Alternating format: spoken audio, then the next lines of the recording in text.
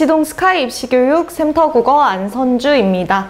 오늘은 여러분 지난 시간에 이어서요 2025학년도 6월 모의평가에 출제되었던 갈래복합 지문을 살펴보도록 하겠습니다. 저희 지문을 살펴보기 전에요 최신 출제 경향을 먼저 살펴보시면요.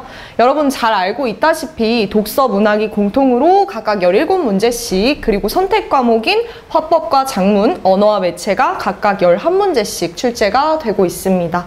네, 이때 주목해볼 만한 점은요.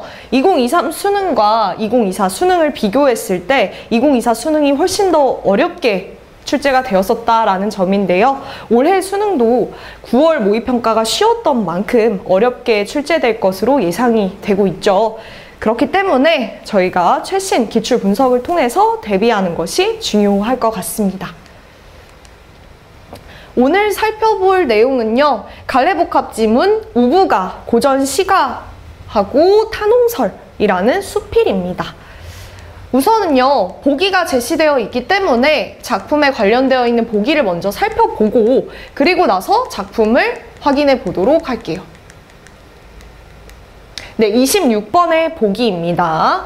두 작품에 대해서 모두 설명을 제시하고 있는 보기예요. 물론 여러분들이 가에 제시되어 있는 우부가의 경우에는 연계 공부를 열심히 하신 분들이라면 대략적인 내용을 알고 문제를 풀 수 있었겠죠. 그렇지만 이제 기억을 하지 못한 분들이라고 해도 보기를 통해서 충분히 근거를 잡고 들어가실 수 있습니다. 당면한 현실에 대응하는 양상에 따라 삶에 대한 평가는 달라진다. 여러분 그러면 삶에 대한 평가가 긍정적으로 이루어질 수도 있고 부정적으로도 이루어질 수 있겠죠. 요행을 바라면서 책임감 없는 삶을 사는 경우에는 부정적으로, 현실적 한계를 극복하고자 노력하는 삶을 사는 경우에는 긍정적으로 평가됩니다. 그래서 크게 두 가지 양상으로 나누어서 설명을 하고 있는데요. 첫 번째가 책임감 없는 삶이에요. 책임감 없는 삶. 그래서 이것에 대해서는 부정적으로 평가를 한대요. 그리고 두 번째는요. 노력하는 삶이에요. 이 삶에 대해서는 긍정적으로 평가한다 라고 합니다. 그럼 여기까지 읽었을 때 여러분 내용을 마저 살펴보면 바로 아실 수 있겠지만 작품이 크게 두 가지 출제가 되잖아요. 각각의 작품이 1번, 2번과 연결이 되면 너무 좋겠죠. 그래서 한번 살펴보시면요. 가에서는 당대의 규범에서 벗어나 세속적 욕망을 추구하며 요행을 바라는 태도에 대한 경계가 드러난대요. 그럼 여기까지 봤을 때 가 작품의 경우에는 1번하고 연결이 되겠구나 알 수가 있겠죠. 그리고 이런 책임감 없는 모습이 세부적으로 어떻게 나타나느냐. 일단 첫 번째, 규범에서 벗어난대요. 규범을 지키지 않는다. 그리고 두 번째, 세속적인 욕망 추구. 그러니까 욕심만 부린다라는 거죠. 그리고 이제 마지막이 요행을 바라는 태도입니다. 제대로 노력하지 않고 그냥 거저먹기를 원한다는 거죠. 그리고 나에서는요. 운명론적 태도에서 벗어나 삶의 주체로서 문제를 성실하게 해결하는 자세에 대한 권면이 나타나고 있다. 그래서 나 작품이 바로 이 2번의 양상과 연결이 될 거예요. 이 경우에는 운명론적 태도에서 벗어난다. 그러니까 내가 운명적으로 뭔가 부정적인 상황에 맞닥뜨릴 수도 있어요. 그렇지만 어떻게 하겠다. 삶의 주체로서 나는 해결하려고 하겠다. 해결에 대한 자세. 그리고 이러한 해결의 자세가 어떻게 해요? 성실하게 나타난다라는 거예요. 그럼 여기까지 이제 보기 내용을 파악하실 수 있고요. 이 내용을 바탕으로 지문을 살펴보도록 할게요. 가 지문 먼저 살펴보도록 하겠습니다. 우부가라는 제목의 작품인데요. 여러분 이 제목에서부터 어리석은 사람에 대한 노래죠. 네. 이 작품에 등장하는 사람은 부정적으로 형상화가 될 겁니다. 그래서 보시면 저 건너 꽁생어는 팔자를 원망토다. 왜 원망하고 있을까? 제 아비 덕분으로 돈천이나 가졌더니. 그러니까 얘가 지금 부자예요. 부를 가지고 있어. 그런데 어때요? 술 한 잔, 밥 한 술을 친구 대접하였던가. 서리적 표현 딱 던지고 있잖아요. 이런 대접을 한 적이 없다는 거예요. 부는 가지고 있지만 매우 인색한 모습을 가지고 있는 사람이죠. 그럼 여기까지 봤을 때 꽁생원이라는 사람은 아, 돈은 많은데 남한테 베풀 줄 모르는구나, 욕심만 많구나 알 수 있습니다. 주제넘게 아는 채로 음양술수 현혹되어. 여러분, 이 음양술수라는 거, 이거 딱 술수 보면 느껴지죠? 그쵸? 어떤 의미예요? 어떤 유교적인 질서 같은 것을 따르는 게 아니라 그냥 어떤 신앙에 기반한 그런 술수에 현혹이 돼서 이장도 자주 하고 이사도 힘을 쓰고, 그러니까 좋은 자리를 찾아다니는 거예요. 이런 거에 의지해서. 당대 발복 예 아니면 피란처가 여기로다. 울적할적 행로상에 처자식을 흩어놓고. 그러니까 지금 이장도 자주 하고 이사도 힘을 쓴다고 했잖아요. 여기저기 막 돌아다닌단 말이야. 그런데 그러한 상황에서 처자식, 얘네들 부양해야 할 가족이죠. 그런데 흩어놓는데 책임감이 있어요, 없어요? 책임감이 없어. 여기에서 명확하게 드러나고 있죠. 그쵸? 책임감 없이 세속적인 욕망만을 추구하고 있는 모습. 유무상관 아니하고 공것을 바라도다. 그냥 날로 먹는 것만 바라고 있는 상황이다.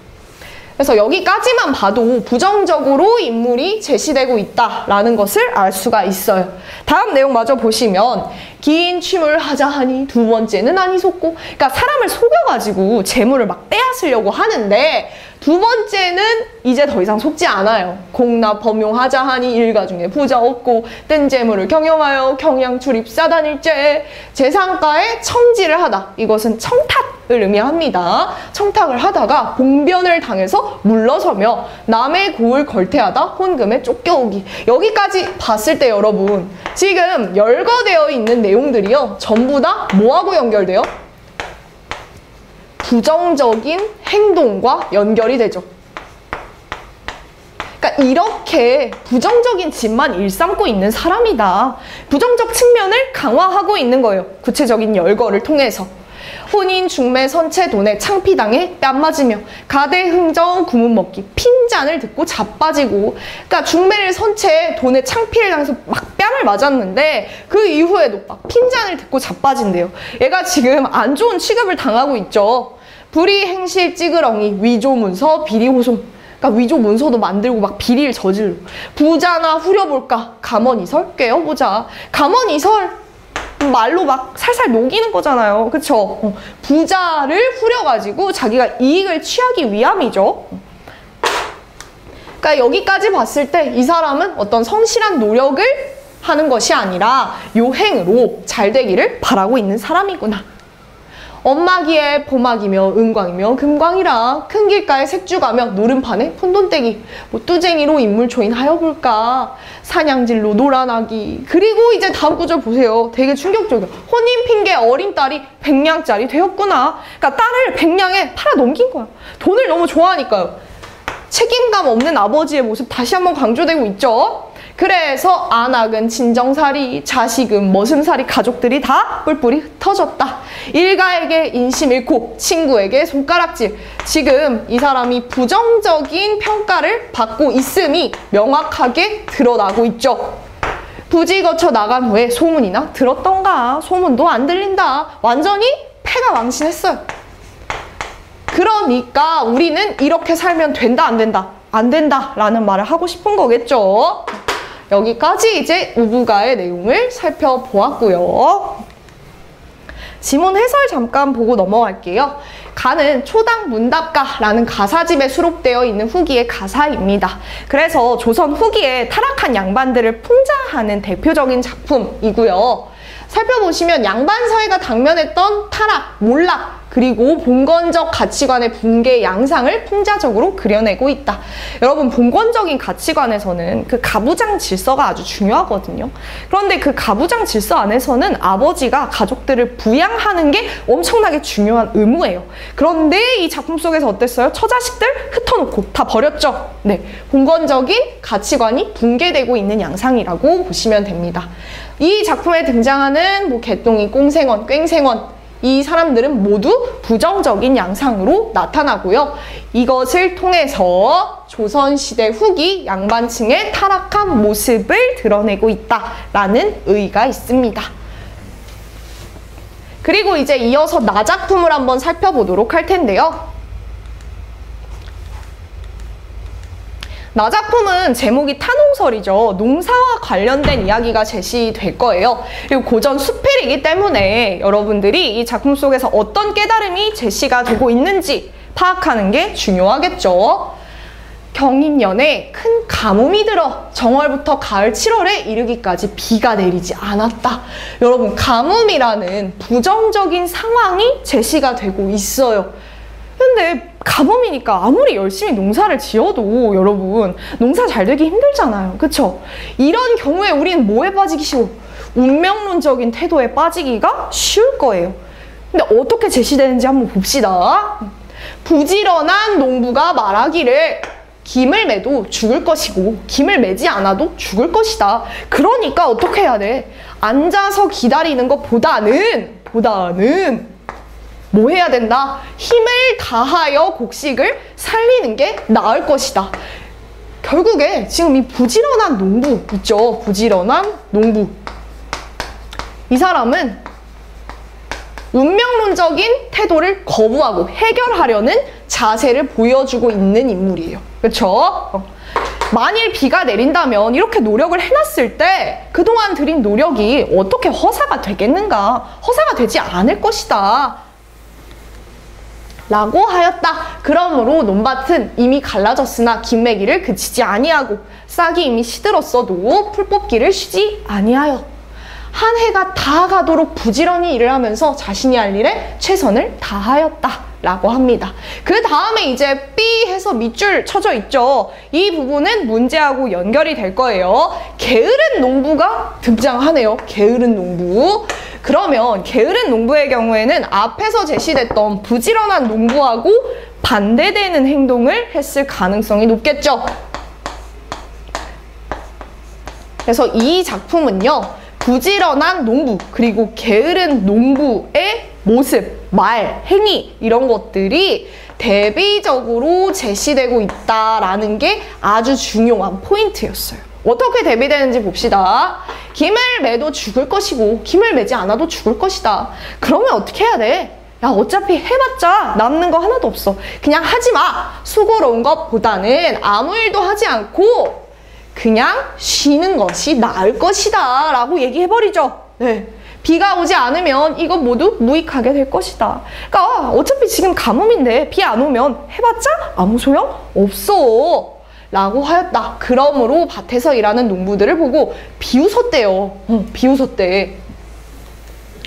그리고 이제 이후 내용을 살펴보시면요. 나는 일찍이라고 해서 나가 등장이 되고 있을 거예요. 수필에서의 글쓴이에 해당이 되겠죠. 이 사람이 이제 이런 상황에 대한 깨달음을 제시하기 시작할 겁니다. 가을 거지할 무렵 파산의 들판에 가보았다. 그 밭의 절반은 황폐하였고 절반은 빽빽하게 달려 있었다. 아유, 여기 황폐하였고 그리고 절반은 빽빽하게 달려 있었다. 그러니까 그 밭의 모습이 대비적으로 나타난 거죠. 그리고 농부들의 모습도 대비됐어. 보세요. 어떤 농부는 목을 뻣뻣이 세우고 하늘을 우러러보고 또 어떤 농부는 술에 취해 잠이 들어 있었다. 여러분, 이때 이 어떤 농부와 그리고 또 어떤 농부가 각각 부지런한 농부, 게으른 농부 중에 어느 농부와 대응이 되는 것인지 그것을 파악을 할 수 있어야 돼요. 볼게요. 마을 노인에게 이유를 물으니. 그러면 이 부분은 대화의 형식으로 제시된다라고 볼 수 있겠죠? 질문 그리고 대답이 제시가 될 겁니다. 살펴보시면 저 황폐하고 성긴 곡식은 목을 뻣뻣이 세우고 하늘을 우러러보는 자들이 무익하다고 여겨 김을 매지 않은 것이고, 그러면 여기까지 봤을 때 여러분, 하늘을 우러러보고 있는 자들은 어떤 자들이야? 게으른 농부네요. 김을 매지 않았다라고 했으니까 얘네들이 게으른 농부야.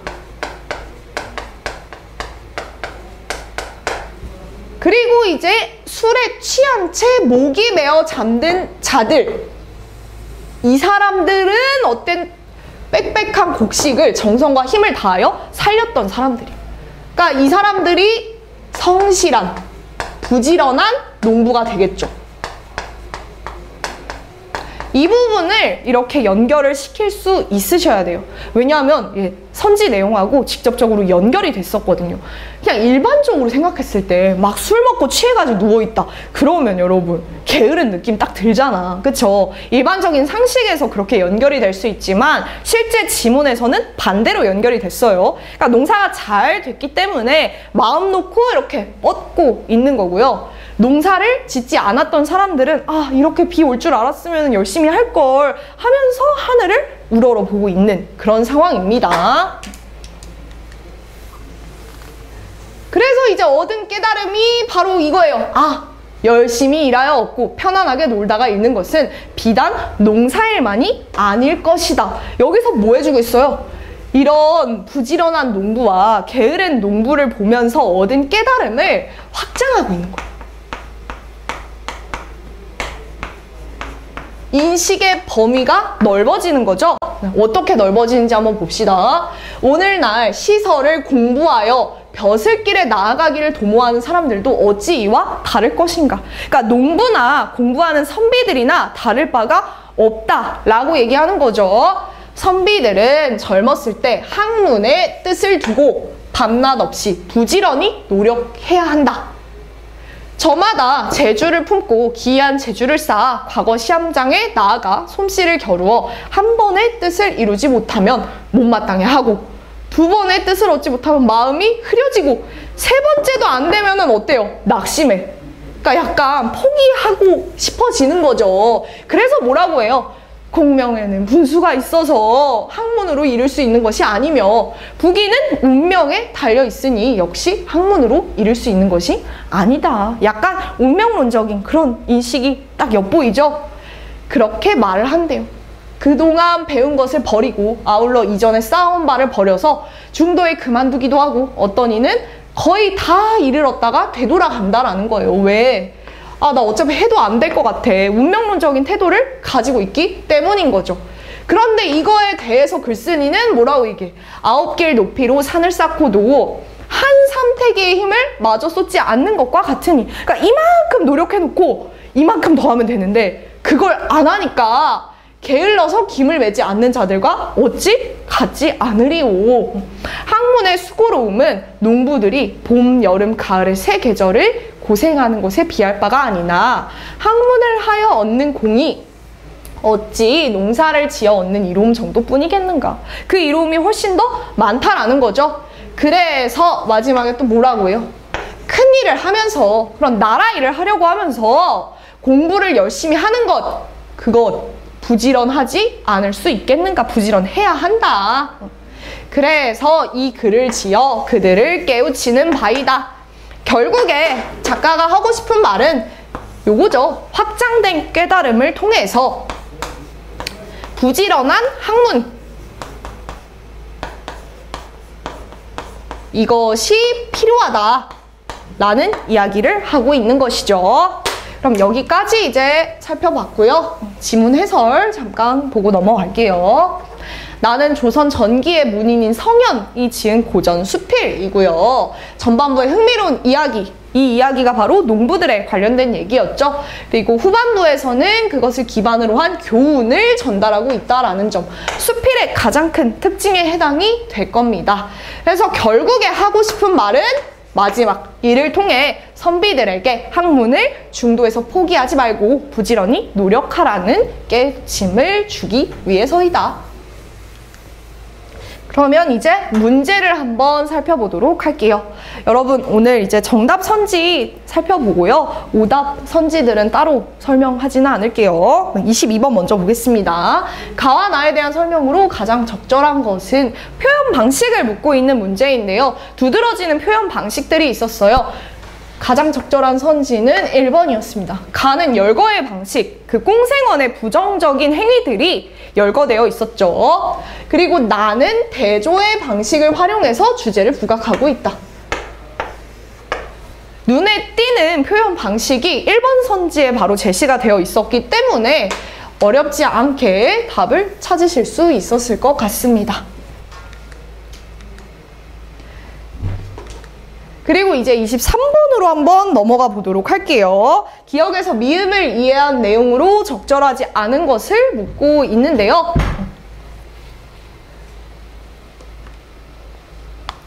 이번 선지를 한번 살펴보도록 할까요? 니은의 경우에는 처자식이었어요. 그쵸?